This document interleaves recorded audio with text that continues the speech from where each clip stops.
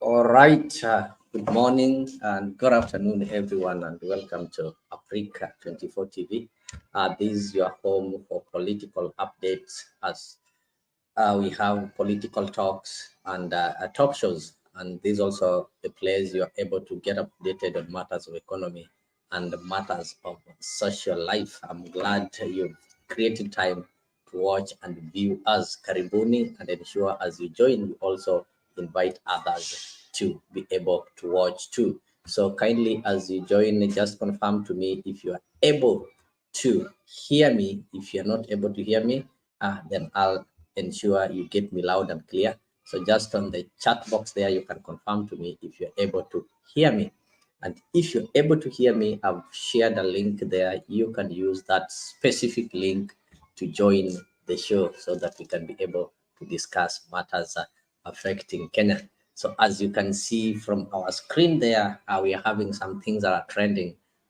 When we start with the presidential address, recently the president addressed a joint parliament, that is Senate and the National Assembly. We are also having some jitters within the country as the government increases fees on each and everything, including the national identification. So just before maybe I welcome some of the panelists who are going to participate in this talk, allow me to take you through some newspaper headlines that we are able to see today in the morning. If maybe I look at the standard, it's really screaming there, cost of living, Raila Bishop's answer Ruto. And it's so interesting. If I see there, it's so interesting. If I see there, they're saying that a day after the president rallied the country grappling with tough times, 27 Catholic bishops outlined 12 issues they want addressed to keep people's hopes. And even Azimio leader Raila Odinga dismisses Ruto's assurance and declares Kenya are worse off in his 14th presidency. Ah, Samuel Ondieki, I think your gadget is not well configured. Let me see. Oh, welcome, Samuel. And kindly, you can mute. Thank you very much. So if you look at standard, the bishops, about 27 Catholic bishops have got some 12 issues that they want addressed. They are claiming that the country is moving in a wrong direction. And indeed, they are saying the cost of living is high. So it is not about Raila and ODM and Azimio now, but it is about Kenyans. And it's interesting that this kind of call is coming from the bishops, as we have always been made to believe that this government was put in place by God Himself. Again, if you look at Saturday Nation, the same thing, bishops protest high taxes and KRA pressure. So if you've been in Kenya lately, you'll agree with me that there's a lot of pressure coming from KRA. We've seen people complaining at the airports, even foreigners, and even Kenyans who are coming back with gifts to their relatives. You find that these people are being taken through some scrutiny to scrutinize what you brought back home, and you have to pay tax not only on new items but including your personal effects, the ones you've been using in the country. So on the Saturday Nation, there's also a story of why the second term governors what term limit scrapped. I don't know what happens within this country. The second term governors also want term limits to be scrapped off so that they can be able to get another term. And I know this kind of debate, once initiated, then it is the one that is also going to initiate the issue of the term limit in the presidency. Just to take you quickly, I know we are going to get time to discuss these things in detail. Star is talking of why Ruto's Kenya Kwanza's camp is in jittery. So this is the reason. The cost of living, unfulfilled promises haunt new administration barely 14 months into office. So 14 months into office, we are seeing Ruto is being haunted by some unfulfilled promises. You can be able to mention those promises. And also the cost of living is high. And the MPs are saying that they can no longer take it because when they go back home, we, the people who elect them, are giving them pressure. And we don't want to know whether they are in Kenya Kwanza or whether they are in Azimio. What Kenyans want is bei ya maisha iteremshwe. Pale pale ukiangalia I think ni Taifa Leo, it talks of the mganga wa Mgatana kuhukumiwa. There's this mganga ambaye alilaghai Mgatana pesa na aliachiliwa huru na koti, tena amepelekwa pale kotini na wateja wengine. Sijui kwa nini waganga wanachukua pesa, ni kama wanachukua pesa na wanapeana ahadi ambazo haziwezi zikatimizwa. Na vile vile mimi naweza sema kama huyu mganga anaweza hukumiwa kwa sababu alipeana ahadi na kuchukua pesa na haikutimizwa, basi hata rais wetu anafaa kuhukumiwa kwa kutupatia ahadi zile hawezi timiza. Taifa Leo pia inatuambia kuwa El Nino iko haiko. There is a state of confusion in the country. Do we have El Nino or we don't have El Nino? The East African is talking of the spat over oil test, Museveni and Ruto ties. We know recently Museveni gave a direction that they threatened to withdraw the oil deal that they have with Kenya, claiming that Kenya is using them, is really misusing them, and they are being overcharged. Na kwa wale wamependa gossip, you can go to the Nairobian. They're talking of big cash, haste, sex, and flashy lives. That has become the order of the day, not only in Nairobi, but across the country. People try and they want to live big. They want to live some flashy lives. So karibuni sana na tuweze kuzungumza. Namuona Bwana Samuel, good morning. Samueli. Yeah, good morning, Leo. Yes, how are you today? I'm doing good. Oh, fine, thank you. Welcome. Karibu jitambulishe na uweze kupatia maoni. I was just going through some of the screaming headlines in our local dailies, and you can find that the headline is really describing the situation that we are in the country as far as the economy is concerned. There is lamentation everywhere, and if maybe a Bible will be written, I think we will really be able to extend, and Kenyan story can feature in the book of Lamentations that was written by the older prophets. I don't know what is your take on this.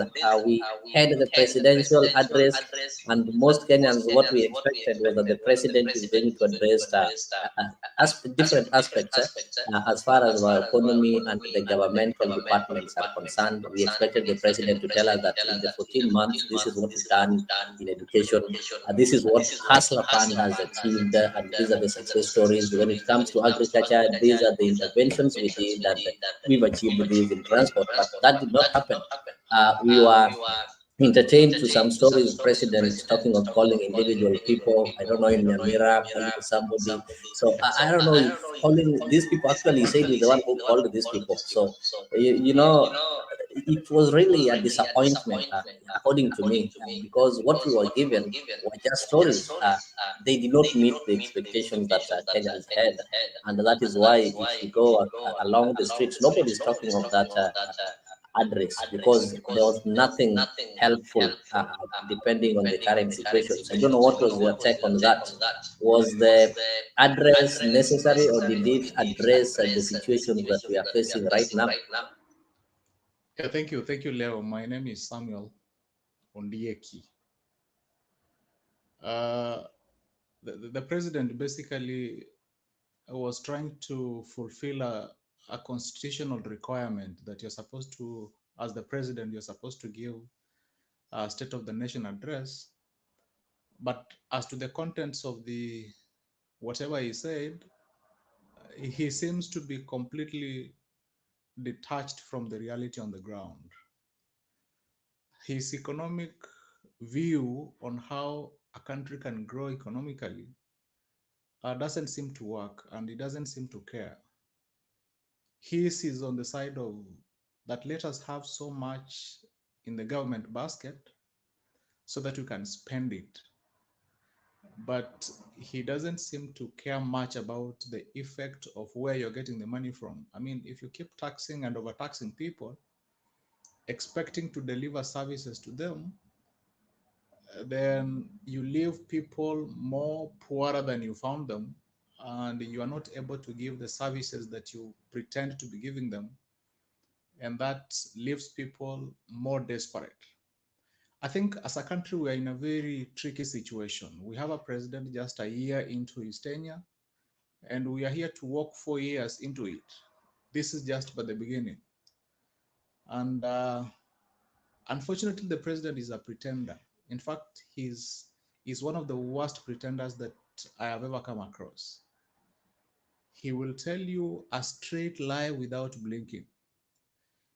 He has figures that I do not even understand where he gets them from. He will tell you that they are able to increase hata watu, what amazes me most, he talked about real figures of how many 90 kg bags of maize that have been harvested so far, na bado kuna watu wenye hawajavuna, but he still counts that.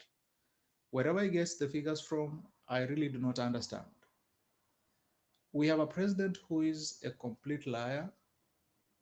Actually, is a hoax. I don't know how best to describe that man, but he's a good liar. And the problem is we people bought into his lies. But I don't blame the electorate because they believed in him, what he was telling them. But unfortunately, he has turned out to be a thorn in the flesh of most Kenyans. It is a very sad state of affairs. But there is nothing we can do. We can only tighten our belts from our side, and we can only be prudent with the little that we have, because clearly this government does not listen. And we just have to adjust the best we can, and God for us all. I think that is what I can say for the beginning. Thank you, thank you, thank you. I can see Sabrina is saying that. Let me read this. Sabrina is saying that he's not detached. How comes he was so aware before he became president? He simply doesn't care. I tend to agree with that because sometimes we might think that the president is not aware or is so detached with the situation in the country. But what is happening is that the president is aware. The problem is that he's not caring. He doesn't want to listen. And if you look at last week when he had the Kenya Kwanza parliamentary group meeting in State House, the MPs, his own MPs were so clear, and they told him, this is what the people are saying. Can we review these taxes? But he talked to them and told them that, look, you people are telling me people are saying taxes, but you people are the ones in parliament. You are the one who passed this thing. So that is how cunning William Ruto is. Now he's taking back the blame to the MPs, telling them that, you see, you people are telling me people are saying this, people are saying this. You're the ones who sit in parliament. You're the one who passed these bills. So I think to our MPs who are there, they need to know that some of these things that they are doing, by the time they're passing these laws or they're passing these statutes, they are doing it to please somebody who will not reciprocate. They are doing it to please somebody who will, in Swahili, we say atawaroka in the next minute. He is not caring. There is the issue of the cost of living. I've seen even the bishops have really given demands, and they're saying, okay, look, we have to do something. But when the president is talking, he's talking as if the fertilizers are going to solve the problems of Kenya. That when it comes January, you just need to go and take the government fertilizer, which is 2,500, and all your problems are sorted. He's not putting into consideration the people who are in Northeastern, people who are not doing farming, people who doesn't even know how a fertilizer looks like.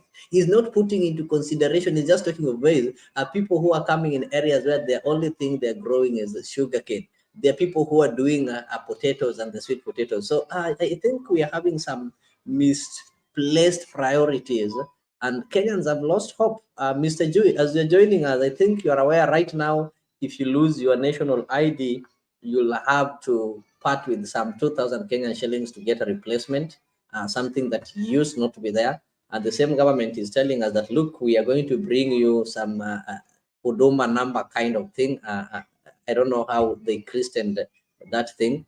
The passports that people use to apply, the list, that one for 34 pages, has shot from 4,500 to 7,500, a whopping 3,000 Kenyan shillings. So what is the president trying to communicate? He promised to give people 1 million jobs a year.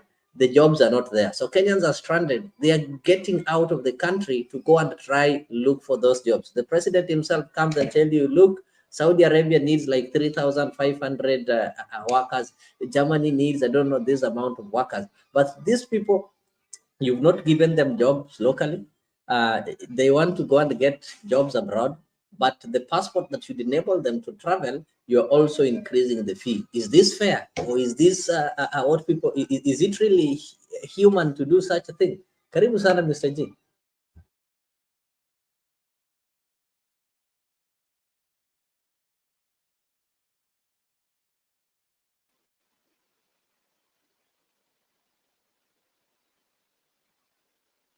Mr. G, I cannot be able to hear you. I'll give you time maybe to see if you I don't know if it is your earphone or what. Let me just as you are getting we also had a Pan-African Institute that was opened within the country. That is on Thursday, the day the president was giving an address. And I'll play for you a speech that was made by the South African politician, Malema. And I think I find the speech having some truths. Let me see if I can be able to get it as you I don't prepare know that. if President William Ruto means it, because he said so many things and I can't locate him these days, because the things he said during election and the things he's doing now are two different things. I don't know, because I heard him saying we need to do away with the dollar and build our own currency, but his actions are not speaking to anything of doing away with the dollar. The latest being putting a red carpet for a murderer, a person who killed the Kenyan people, coming into this country, receiving a red carpet and being saluted by our own army. This is not a Kenyan army, it's not a colonialist army. The Kenyan army is a product of the Mau Mau rebellion, and those who killed our people in the Mau Mau rebellion cannot be saluted by the same army of the children of those who were killed during Mau Mau rebellion. We have a duty to stay true to the cause. We have a Yes, if you look at that, Mr. Samuel, I don't know how you agree, if you agree with Malema. I agree with Malema 100%. When William Ruto became president, he was so much excited. I think he made some utterances without fully taking into account how the international world works. He thought it was easy to come in and change how people do trade, that you can introduce your Kenya shilling and you start buying and selling stuff internationally using some currency that he was thinking about. That is how it works. That is not how it works.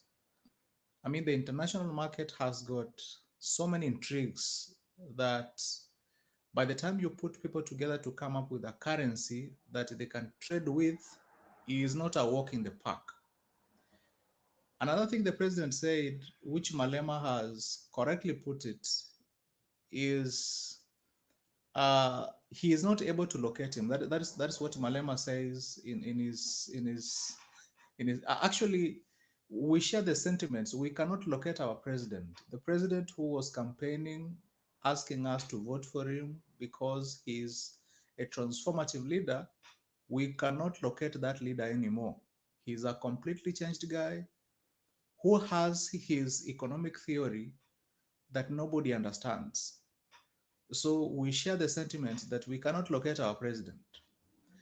Another thing the president said when he came to power is that he could not understand why African leaders who are going outside, for example, to meet with a president of a single country, a whole continent of so many presidents, flying around to go and meet a single man from another country to share their problems. He could not imagine that. Unfortunately, the president is in Saudi Arabia as we speak. with so many heads of state, they are meeting one man from that end so that he can And explain. don't forget that is in Saudi Arabia, an event that has been cancelled. Remember, Saudi Arabia cancelled that African Arab summit to respond to the Gaza issue. So, So you can imagine the embarrassment that he finds himself in. That some of these things, there is nothing you can do. But when you have the right people, these things are negotiations. And when you front someone to negotiate for you, you must have people with the best mental abilities to do these negotiations. For example, the G2G thing that he talks about.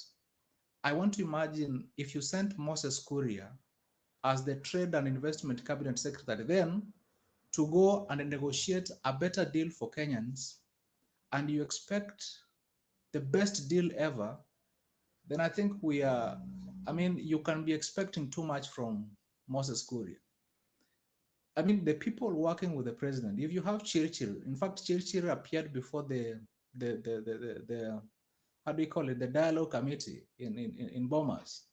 The man does not have any idea how he can reduce the cost of fuel in the country. He has no idea, to an extent that he had to read a message, a whole cabinet secretary saying, I've seen a post that the war in Gaza is going to increase fuel by 150 shillings, that we expect the pump prices to be at 300.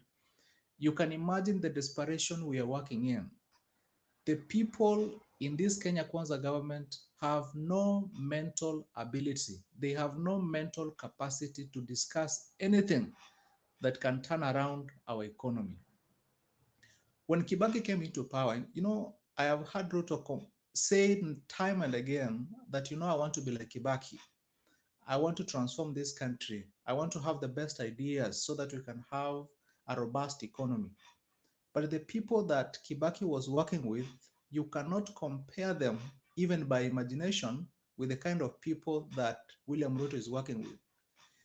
If you have, for example, Ezekiel Machogu, someone who is completely unaware of what is going on in the education sector, and then you come up with a new funding model for university education, then you have junior secondary school that is supposed to take off, and then you have Machogu as your cabinet secretary to steer that program to fruition, then I think you could be much more a dreamer than a dream itself. I think we are doomed as a country because of the kind of people that you work with. As a president, running a country is more complicated than running a constituency.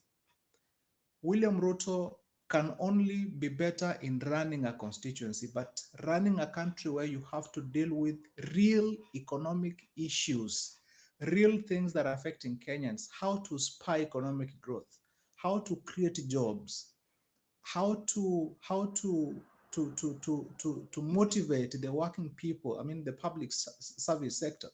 When you have this lady, Aisha Jumwa, as your public service then, as your public service cabinet secretary, to give you ideas how best to improve service delivery to the people, then I think there is something seriously wrong with you.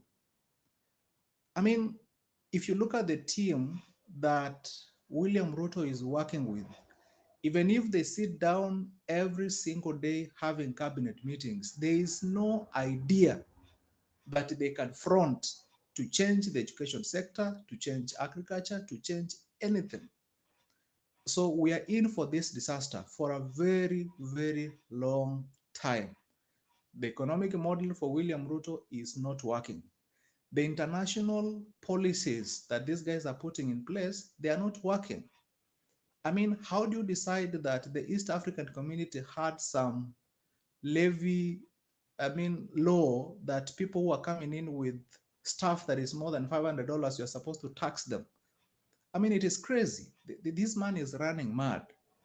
When I said earlier that he's detached from the reality of Kenyans, he might be aware, but I don't know. I don't know whether this guy has just run mad. So basically, we are in for a very long journey of desperation.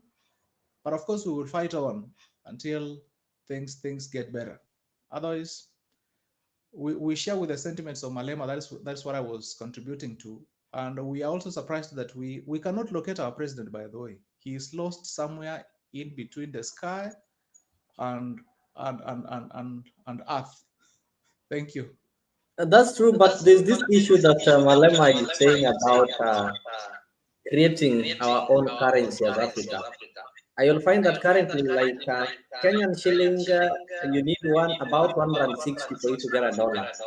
By 2020, it was 110. So the shilling has really lost it in the global market.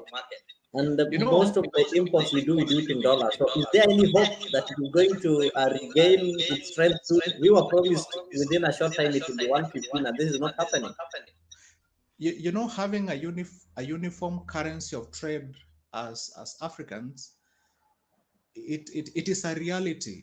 But one stumbling block to that is the mistrust we have amongst ourselves. For example, if Uganda cannot trust Kenya, we are just neighbors here. We share so many things in common, but they cannot trust us in a simple deal as that of oil.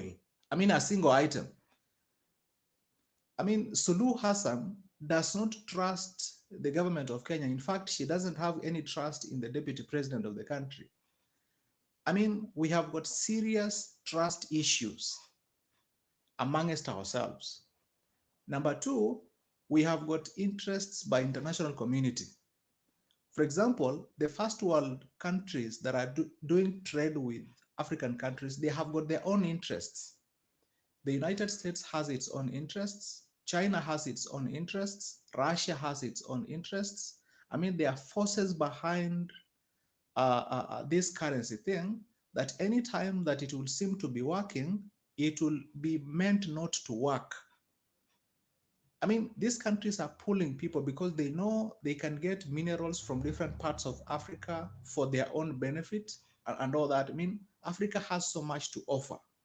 So there's a lot of interest, international interests, plus our own interests as a country and mismanagement of our resources. Like every country in Africa has either corruption or people overstaying in power. We have got so many problems that we cannot sit down and start talking about a common currency.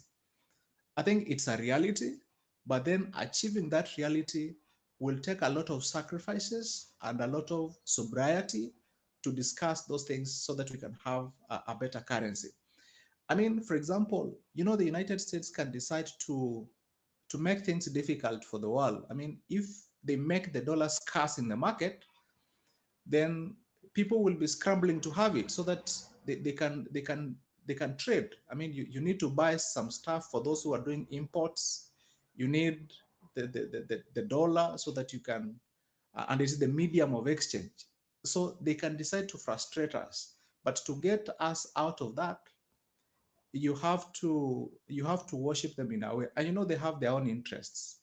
Unfortunately, some of the interests, we wonder what kind of interests they are. For example, if you don't sing into the LGBTQ thing, then you're off the hook. I mean, they will not work with you.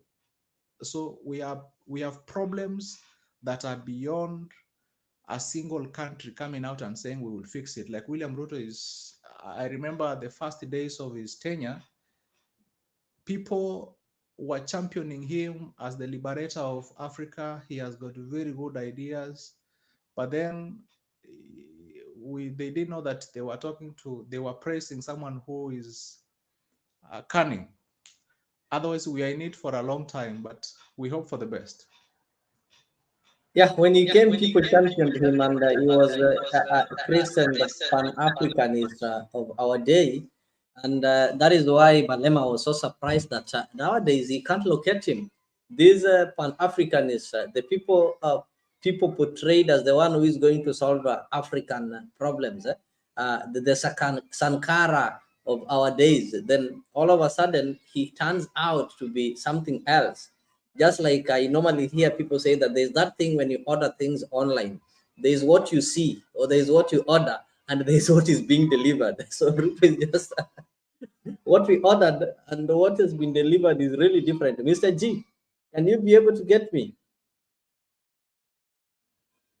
Is your mic okay now?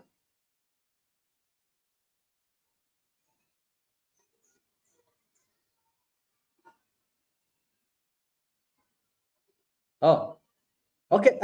Maybe as I know you're still working on it, I just want us maybe to take a 30 seconds break. Then there is also this thing. This week, a lot has happened. We saw Kawira Mwangaza surviving a second impeachment in Senate, actually, and I think there is something so special with Meru and Embu. The last time somebody survived several impeachments, it was in Embu. Though the difference is that in Embu, we had Wabora being impeached, but in all these cases, the court used to save him. But for Mwangaza, she was saved. And we saw the debate took a different line, and the people, instead of debating the issues that are the items for impeachment, people went to debate some gender issues and some emotional happenings like the abuses and such like things. So maybe after 30 seconds, I'll maybe get your view on that. Yesterday, she was back on the ground, kabati, kabati, kaende, kaende. And I remember one lawyer during the proceeding said that, this is what is going to happen. You are going to save this lady. And the next day, it will be the same thing, kabati, kabati. And actually, it didn't even take a day. It happened.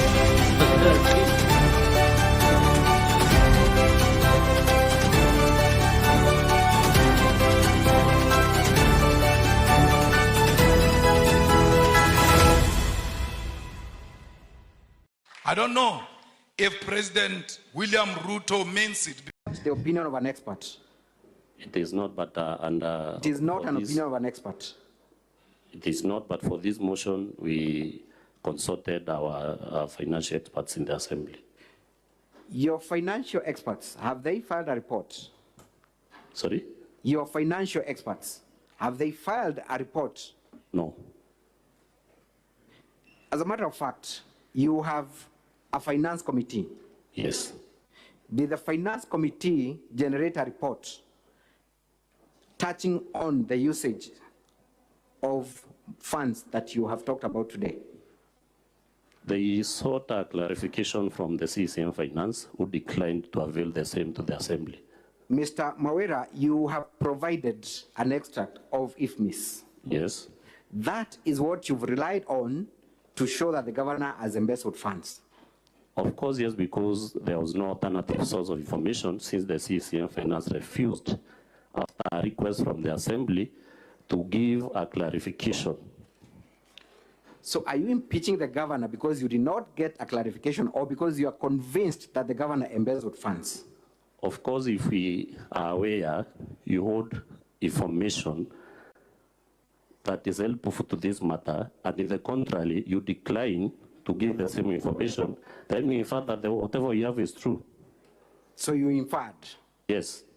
There was no conclusive determination that there was embezzlement of funds. We should be clear on that. There was never a contrary opinion from the governor's office. Contrary opinion. Neither was there any confirmation, isn't it? From who? From an expert? From a committee of the House? From the Auditor General? The committee requested for information so that they can make a conclusion from the CCM Finance, who declined to give that information that they have, and they have that information with them. Thank you. As the Controller of Budget flagged any of the entries as being inappropriate? It is not the duty of the Controller of Budget. Has the Controller of Budget, to the best of your knowledge, flagged any of those? There is a report that came out last week. Was any of the expenditure